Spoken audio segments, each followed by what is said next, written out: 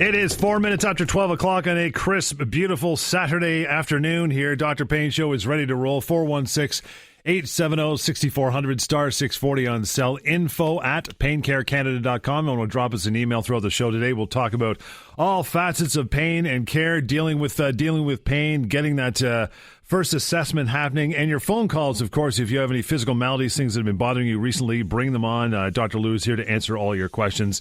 And we always start with a look back, or at least some current stuff happening in the clinic, the week that was, brother. How are you? Good. Yourself? Good, man. I'm excellent.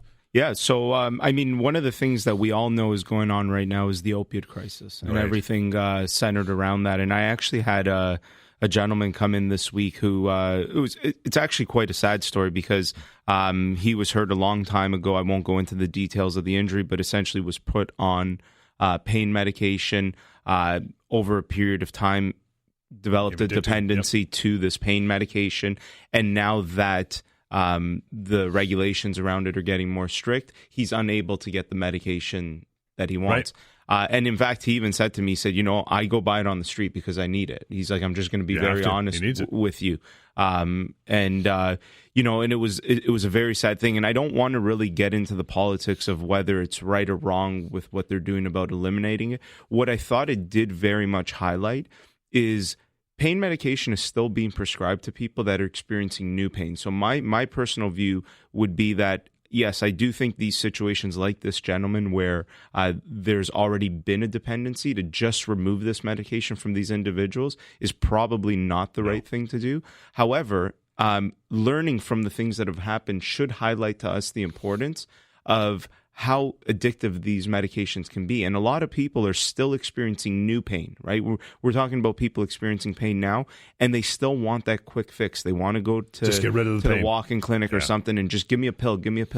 There's so many better options that are available. And again, you know me, it's not like I'm against medication. I believe meds play their role in the pain management world, but there's so many options out there and so many.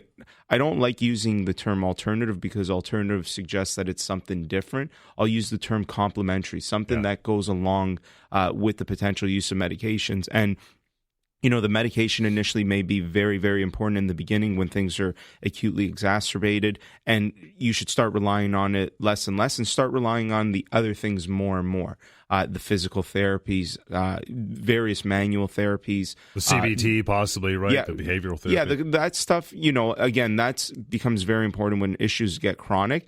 But physical pain needs a physical intervention in the beginning is what I usually say. And again, that's me being very broad here. That's not necessarily 100% of the time. But, there's so many people out there, my network people, that can help people suffering from pain. It's there's no referral required. You just need to come in, get this stuff looked at by one of our primary contact healthcare professionals that specialize in the musculoskeletal system, in the system that's going to cause you pain. Get what's going wrong, figure it out, and get it treated the right way. Because we've heard on this show now over the last year the amount of times that things are being treated wrong and people aren't getting better and they wonder why they're not getting better. And it's very simple. If your diagnosis is wrong, well, then your treatment intervention is likely going to be wrong. And then the other problem is places where it's just a cookie cutter approach for everything is treated the exact same way, and that doesn't do it any justice. There does need to be that personal touch, that patient-specific program set for the person to get better, because everybody's different. And pain is something that affects all of us differently. And so if that's the case, again, we need to treat it individually, and that's what we're here for. So that gentleman, I really wanted to highlight that point to start this show off, just because, again, from a historic perspective, I think that people that are on these pain medications, to just take it away from them is not right, because they are addicted. That's the reality. So you're just sending them into withdrawal, and that could be potentially more dangerous. But definitely limiting the use of these opiate medications going forward for new cases, I do think is important. And I think there's much, much better alternatives or complementary interventions out there that can help with pain management. And in fact, the government is working on a lot of things. There's a lot of trial projects going on out there where the incorporation of many different healthcare professionals for the assessment and treatment of different things, specifically things like low back pain, which is second only to the common cold for lost time off of work. So low back pain, neck pain, those things. So there's a lot of trial projects going on. But yeah, I just wanted to highlight that. Another interesting case that I had was, again, neurological type of stuff. I think I talk about the neurological type of cases probably more than anything else, only because a neurological physical exam is so easy to be done in the office and so underdone in the world that it's actually kind of sad. And I tell everyone that comes in to see me, I do a full neurological exam on them, because you can pick up stuff that doesn't have a lot of symptoms, things that you would feel right away, but you can pick up a physical sign in the neurological exam, which can tip you off to that. And I had a case similar to that this week where I had a person who was not coming in for anything neurological, actually. It was just simply neck pain. I went in and I did a neurological exam, and I found some clinical signs there that, I thought needed to be investigated deeper, because it could be something early, something neurodegenerative that's early. Now, the good thing was her overall issue, there wasn't anything there that was a red flag to me. So likely, I think it's probably just normal for her. But I told her I'd rather be safe than sorry. Yeah. And so I tell all my patients that if I'm going to put you through the system to get you to a specialist somewhere and I've wasted your time, I don't care, because I'd rather be safe about that than be sorry and say, hey, we missed it. We'll take a short break. Your questions, your comments, bring them on. You're in pain, you have pain questions, physical issues, bring them on. Dr. Lou is here right till 1 o'clock. 416-870-6400, star 640 on cell. And info at paincarecanada.com through email as well. Just getting warmed up. The Dr. Payne Show, Talk Radio, AM 640. It's 12:14 on your Saturday afternoon. It is a beauty out there. Yeah, 416-870-6400, star 640 on cell. Chris, thanks for hanging on, pal. What's going on with you? Hi, good afternoon. I've had plantar fasciitis now for over 2 years. Sometimes it's more acute than other times. I went for physio. I have orthotics. I do different sort of stretches. The main thing that's happening, and I guess in the quality of life that I have now, is that I cannot in any way walk on a hard surface without either my orthotics for outdoors or for indoors. I usually have Birkenstocks or crawl. Like, I have to walk on something soft. Right. Now, I feel like I kind of tried everything, and I'm just sort of at the wit's end. I mean, it's come to a point that even if, I go to someone's house, I have to have indoor shoes for the support. And I find myself, when I'm in a lot of pain, I tend to walk more on the ball of my foot, not to put any pressure on my heel. Right. There's no sort of injury. There's no sort of trauma that I can say something happened. Yes. It just sort of comes and goes. Mm-hmm. And I just wanted maybe a little bit of direction on that. Sure. So how old are you, Chris? 43. 43. And this happened 2 years ago for the first time?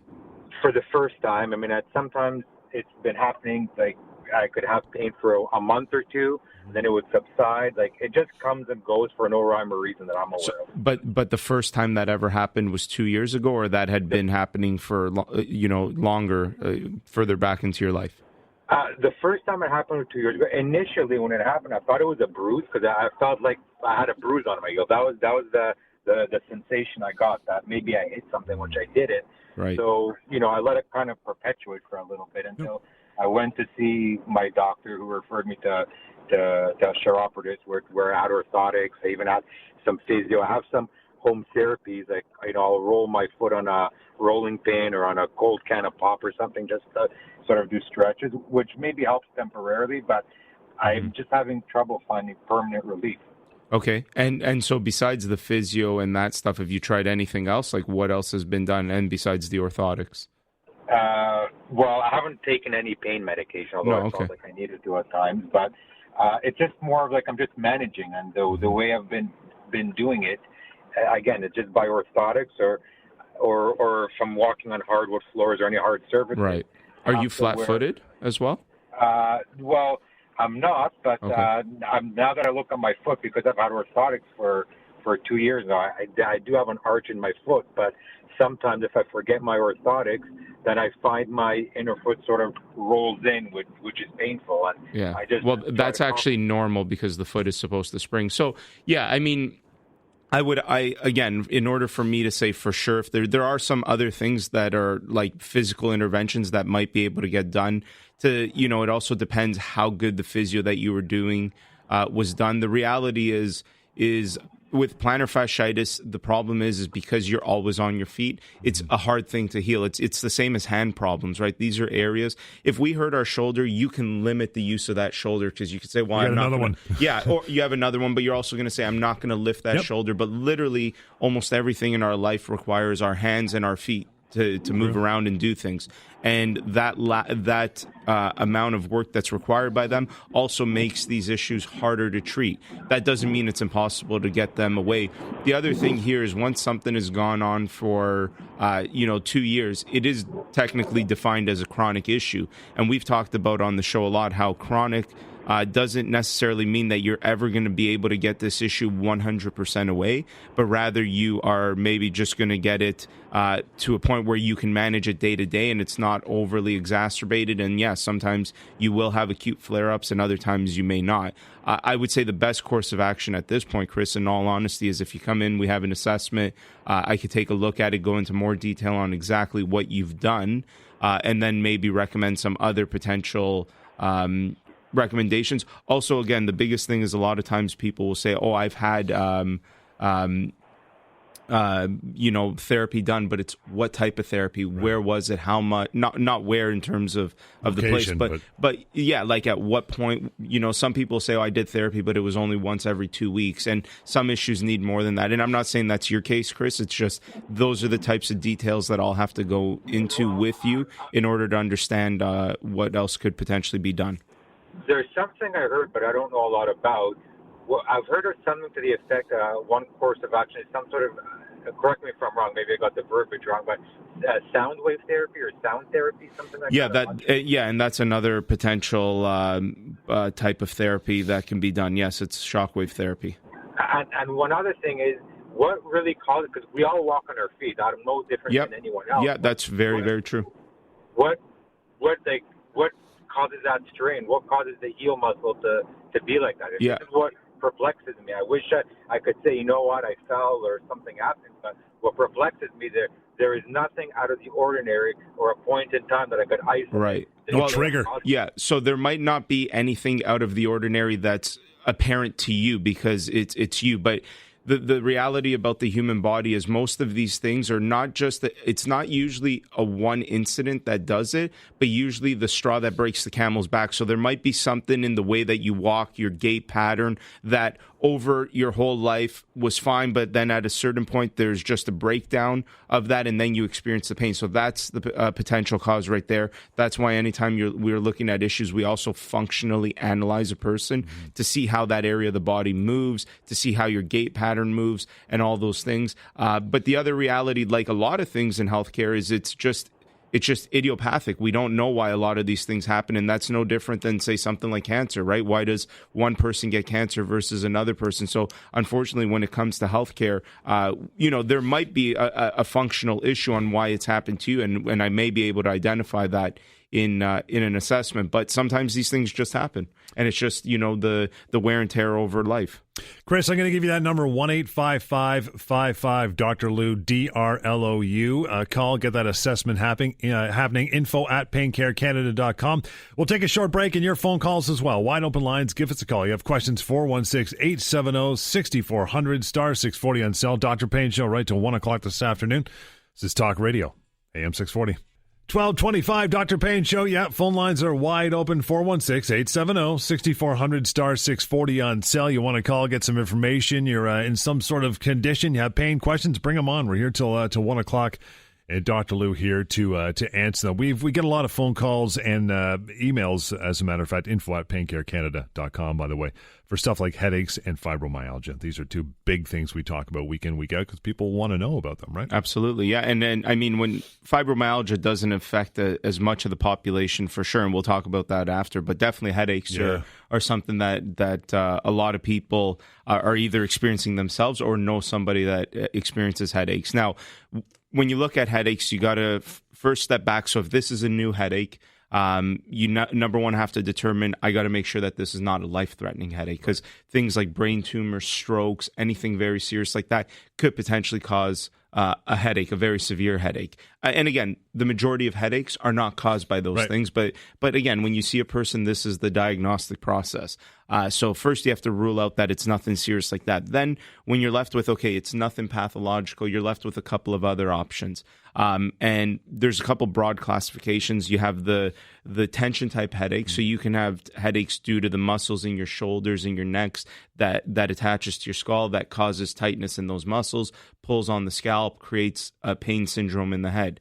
You can also have cervicogenic, which means cervical meaning the cervical spine, and genic meaning to arise from the cervical spine. So sometimes the joints in the neck might be restricted, or there might be something going on, some degenerative changes that are severe, leading to impingement on certain nerves. That can create a headache type of pattern. And those are the tension type headaches. And those are the ones where the manual physical therapies are extremely good in terms of getting rid of those. You then can have other different types of headaches, and we've all heard of migraines, and that's a little bit different. We're really kind of, I want to say we're not really 100% sure on why migraines happen.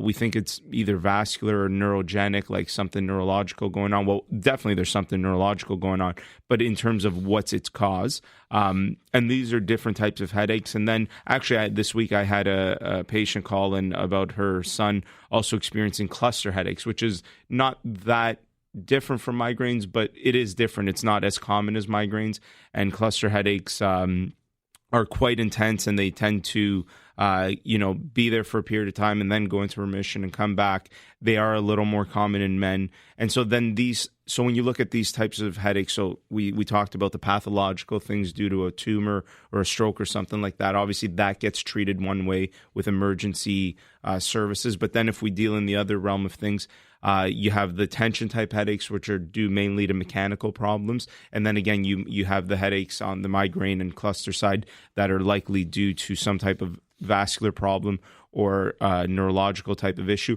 or again, even idiopathic. Sometimes we just don't know why these things arise. And so there's medications available to help people deal with their headaches. But one thing that I also find that no matter whether it's the tension or the migraine cluster type that I find does tend to have some impact is the physical manual therapies. For sure, it has a big impact on the tension type headaches, but it also does help with the other ones, because as you have a headache, you're going to tense your shoulders up, you're going to strain your neck, and that's just going to contribute to the headache a little bit more. Now, I'm not saying if you have migraines and you get your neck worked on that's the only solution, but it may be part of the problem. A lot of times people have migraines and they know they're migraines, but then they'll say, but I still have headaches at other times that I know are not my migraines. And likely it's the tension type headache in that scenario. You can also get headaches due to things like high blood pressure, right? Which kind of goes back to the stroke thing, because stroke can be related to high blood pressure.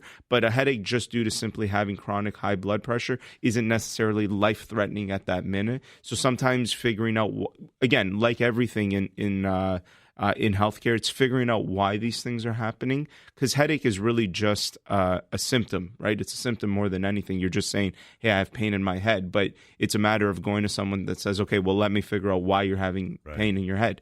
And so that's the reality kind of about headaches. But another very, very important thing about headaches is what's called the headache diary. So looking for triggers. And I was actually speaking to this patient this week about it, but people that are having headaches, and maybe you've tried the physical therapies, you've had your neck worked on and it's not helping. There may be something in the environment, whether it's something that you're consuming through your food or something that you're using for, washing your clothing, or maybe somewhere where you're going to work or possibly seasonal, whatever. Yeah. And so that's where, and it could be anything for any person. And that's why a headache diary, you essentially write a specific detailed account of your days. And then you will know when headaches happen, when they go away, what their intensity is. But then over a period, once you've gathered enough information and enough days of this, or sometimes weeks, sometimes months, it could be even years, you can go back and you could say, hey, I see it. I see scope out a pattern. Yeah, maybe, I see. right? It's really funny that every time the temperature is between 20 and 22,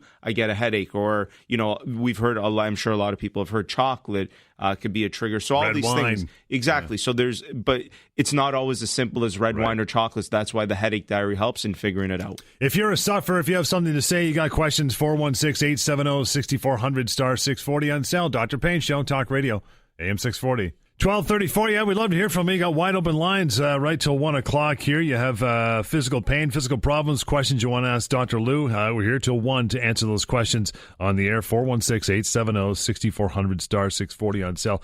And to get a hold of the clinic anytime, 1-855-55 Dr. Lou, DRLOU. Get that free consultation happening and start getting better, as they say. Fibromyalgia is where we're going to leave off for this segment too. Yep. Right? So fibromyalgia, again, is kind of... everyone thinks it's a...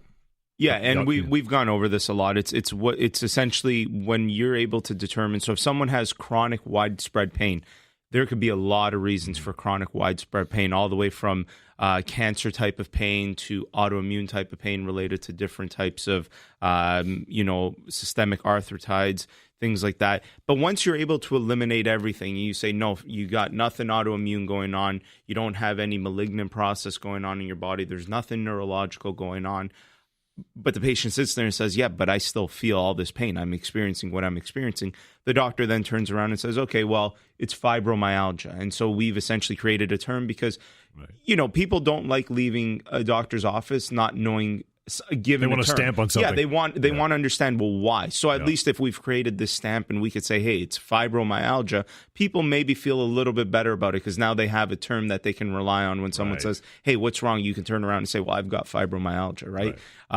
So fibromyalgia, when you just simply break down the word, means fibro is fiber, myo is the muscles, and algia means pain. They're just Latin terms. Muscle pain. So you have pain of your muscles and your fibers, right? So all your soft tissue. So it's a very non-specific term. Big time.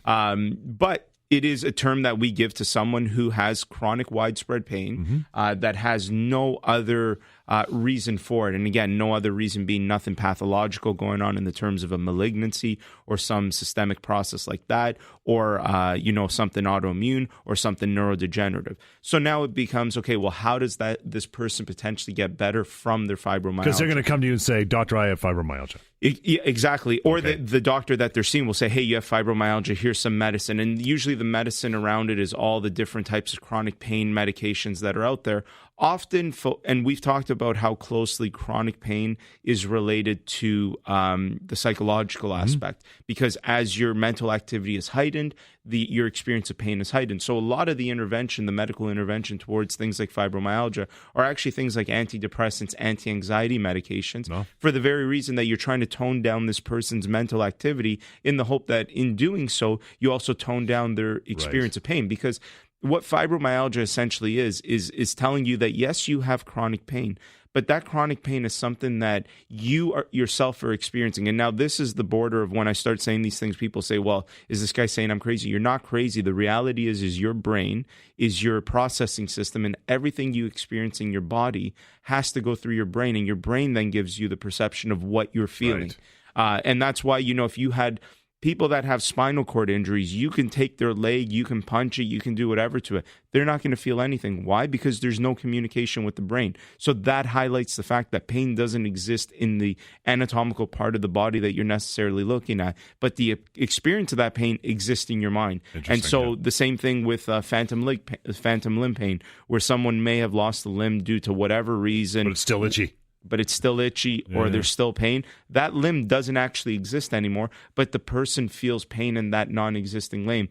In this, all of these things highlight that pain, the pain experiences in the brain. So when it comes to fibromyalgia and chronic pain, this is where people need to accept, people that are suffering from chronic pain, from fibromyalgia, these things, that that experience of your pain is in your mind. Now, that not diminishing it. No. And this is where, sometimes I have to educate people. This is not me saying, hey, I'm diminishing what you're going through. No, I am just giving you simply why it's happening. Now that if we can both accept that this is why it's happening, let's treat it from that perspective, because in treating it from that perspective is where you'll have the greatest outcomes. Now, that doesn't mean that you don't include medicines and physical interventions because this is something that's being experienced in your mind. No, because even when you do a physical intervention, that experience of that physical intervention happens in the mind. And so it's very, very important. But usually what I find with fibromyalgia and chronic pain, you kind of got to look at it from three ways. You got to look at it from the traditional medical / biochemical perspective. So what different types of medications, things can be used. The physical perspective, and I say biochemical also includes your diet, things that you're putting into your body. From the physical perspective, different types of therapies that you can potentially do, different aids that you can use, such as orthotics, similar to that other patient that we were talking about.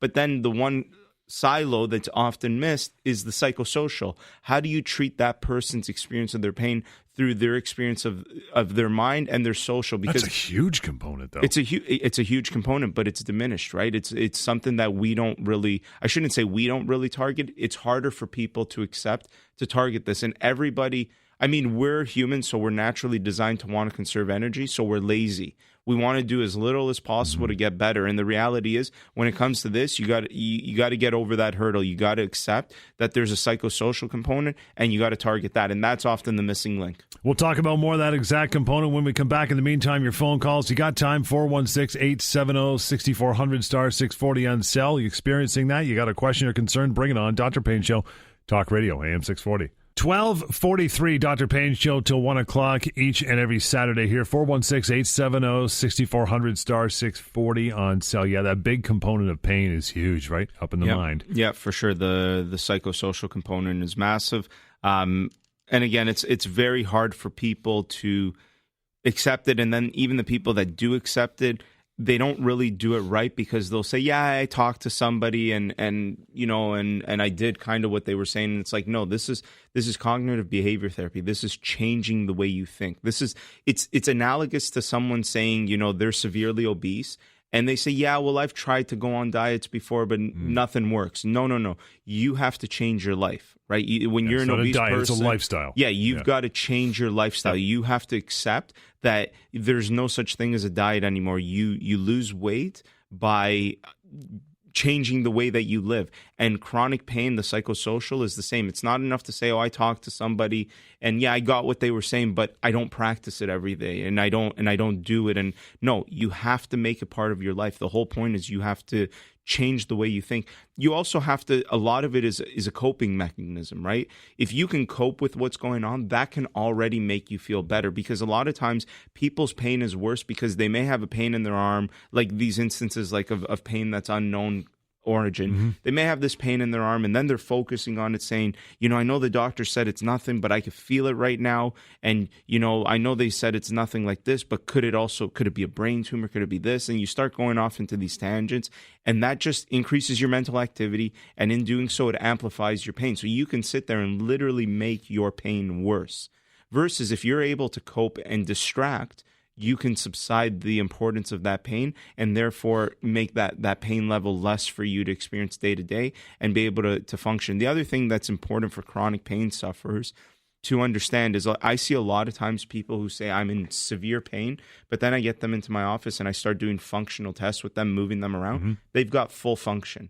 And it's like, you need to really focus on the fact that if you're in pain, but you have good function, that function is more important than pain, because function is what will affect your activities of daily living and all the things that you would need to do to yourself, right? Like, can you still bathe yourself? Can you still go to the washroom?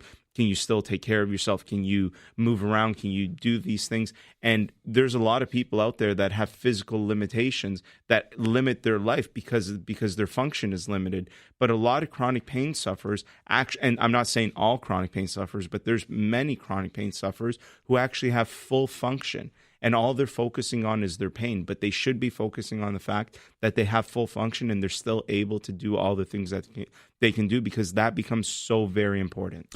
416-870-6400 star 640 on cell. You know, it's interesting you focus on CBT because, I mean, there's no kidding. And I've done some of it. I've been through it, and it is bloody hard work, but man, does it work. You've got to go in for the long haul, and you've got to work at it, but it's great. You can't even think of it at a certain point. You can't even think of it as a therapy that you're doing anymore. You just have to simply accept that you're trying to change the way that you think. And over time, you won't even realize it, but you are changing the way you think and it's all about replacing preconceived beliefs that are not necessarily true with new beliefs that are based on fact. And that's the key really for cognitive behavior therapy. But there's so much more on the psychosocial side as well than just the cognitive behavior therapy.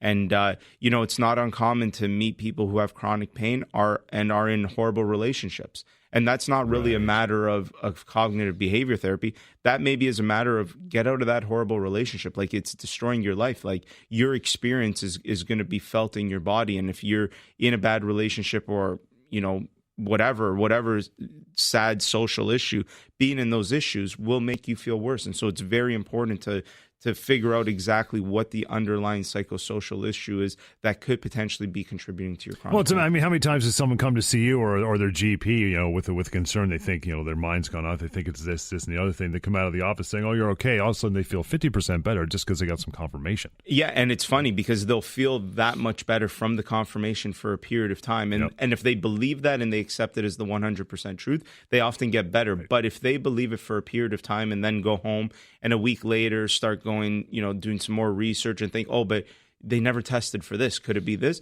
You start going back into experiencing more and more pain. But absolutely, that just the fact that someone reassures you. And that's one of the biggest things when we look at outcomes for different therapies. I've always said that one of the things that's consistently there is education, which is why I talk with my patients so much, and reassurance. Because that's what people need. They need education and reassurance from healthcare professionals that know what they're talking about to make them feel better so that they can go on. And that's so very important. And that kind of goes along with the placebo effect too, right? Where your mind is very, very important in your treatment intervention. And, there's a lot of people that have come in and maybe they're going to see like one of the chiropractors that I work with, and they may say like a comment like, "Oh, I don't believe in chiropractic, but I want to give this a shot." That's the worst type of disposition. Not a good way to start. No, because your mind is so important that it's gonna affect that. So anything that you're gonna do, you have to have an open mind. That doesn't matter whether it's something that's mainstream or more alternative. You have to have that open mind. Even going into surgery, if you're going into surgery thinking, "Yeah, I'm doing this, but I don't think it's gonna work," that's not a good thing. That's gonna diminish your outcomes. So make sure you make educated decisions and decide why you're doing these things. We'll take a short break. Want to come back and talk about getting into your office and getting that happening with the consultation right off the top. 416-870-6400 star 640 on Still got some time to drop us a phone call if you have concerns. Dr. Payne Show, Talk Radio, AM 640. From noon till 1 o'clock Saturday afternoons here, AM 640, the Dr. Payne Show to answer all of your questions. Mark, welcome to the show, pal. How are you? Bad, mate. Thanks for taking my call. No worries. What's going on? Dr. Lou, Yes. I suffer from PMR. Okay. I think you're familiar with what the acronym is. Polymyalgia rheumatica. Absolutely. So Yep. what I've been on steroids for, probably about a year and a half. Mm-hmm. And they got me back down to pretty well. I'm off them now. Okay. But what happens is I have a relapse, right? Yeah. I don't want to go back on them. Mm-hmm. And as you say in your last segment, I completely distract myself during the day with the pain. But finally, when you come home and you kind of say, "Okay, let's relax now," Yeah. that's when it's terrible. That's when it's unbelievable. Yeah, for sure. I don't know if there's anything else that can be done besides taking steroids. I just find it really at night when my body tries to rest that it's amplified. Now, do you find that is it because when you're at home you're less busy, so you're thinking about it more? It could be. Yeah. Yeah, and it could be, as you say, it can be the mind too, because all day I'm distracted, and to me it's like a ghost. It's always there, but it comes back at night. That's right. What I'm doing. And maybe it is the mind. Yeah, for sure. Yeah, so I think if distraction while you're at work helps, then I guess the key would try to be figuring out distraction techniques for when you're not at work. So, there's more formal ways to do that than for you to just figure it out yourself, obviously. I think a good start, let me remember the name of the book correctly. There's a book called Brain Lock by My wife's reading it. It's fantastic. By Jeffrey Schwartz. Yeah. Now, this is focused around OCD. So it's not exactly specific to distraction. However, some of the things that goes through a 4-step model on how to break obsessive compulsive components, but a lot of it is distraction. And so in reading that book, you may get some ideas on different, or you can go talk to a professional, of course, like a psychologist or something like that. If you need help arranging, I can help you get to someone like that. But as a quick start, maybe reading that book might I think it will highlight what I'm trying to say with formal distraction. So, every time you say, okay, I'm thinking about it and I have stiffness, you find something, another thing that you go to right away, something maybe that you have a hobby about that you try to distract yourself immediately with that thing, just so that you take your mind off of that. But I think that's maybe a good starting point. For you is to just take a look at that book and give it a read and see what you think. But again, it's mainly a book about obsessive compulsive disorder. But the reality about chronic pain is that you focusing on the pain when you're not distracted is a type of obsessive compulsive disorder, right? That's the reality, because you're obsessing about something and then becoming compulsive about obsessing about it. And so you may not realize that you're doing that, like you may not consciously be doing it, but for sure, it might play a role. Now, again, with something like PMR, this isn't when I talk about the psychosocial aspect and things like fibromyalgia, that's me saying that there's pain for no reason that's identified. Polymyalgia rheumatica is a reason that has been identified why you have pain. So also the other specific interventions that are required to treat PMR are very important. And we don't really know why PMR happens, but we do find that there is an inflammation process, and using anti-inflammatories, and obviously the strongest that we have are steroids. It tends to work the best. You may also want to try non-steroidal anti-inflammatories, NSAIDs, to see if that helps, but it's usually not as strong, and the steroid medications tend to be the very best thing that we have for removing the inflammation component. Yeah, and the steroids is something I don't want to go back to. No, for sure. And how old are you, Mark? I'm 55. 55, yeah. So you you got a lot of life left to go, and long-term use of steroids decreases bone mineral density, and that can create a whole host of other problems. The good thing is you're a male, so males tend to have less bone mass density issues than women do. But still, that doesn't mean that it can happen. But yeah, for sure, I agree with you. If you can limit your amount of steroid usage, that may be a good idea. But give me a call. There's also a lot of things that you can do from a natural perspective that are anti-inflammatory in nature, that might be able to help. So, let's have a conversation off air about exactly what it is you've done since you've had PMR, and see if there's anything else that we can add to it that can help you out. That's fantastic. I'll give you a call, and then I'll get the name of that book. Cheers, guys. I appreciate it. No problem. Thank you, Mark. It's 1-855-55 Dr. Lou, DRLOU. Brain Lock is the name of that. Last minute here to go. Give me some details quick. Getting into that clinic, get that free consultation. Very, very simple. Start with dialing 1-855-55 Dr. Lou, DRLOU. You call that number. If you know that you want an assessment, you want to skip, because the consultation, the free consultation, is just simply a conversation with me about, is this something that I can deal with? Because sometimes people say, I've got burning during urination. I'm not a urologist, so I don't deal with that. But if you have shoulder pain, back pain, neck pain, it's more physical in nature, just press 1, book an assessment. It will take you to the clinic where I perform the assessments out of. Beautiful. And we can get started just that way. Again, 1-855-55 Dr. Lou, DRLOU. Email for further contact, info@paincarecanada.com. Till next time, that'll be next Saturday right here. Dr. Payne Show, Talk Radio, AM 640.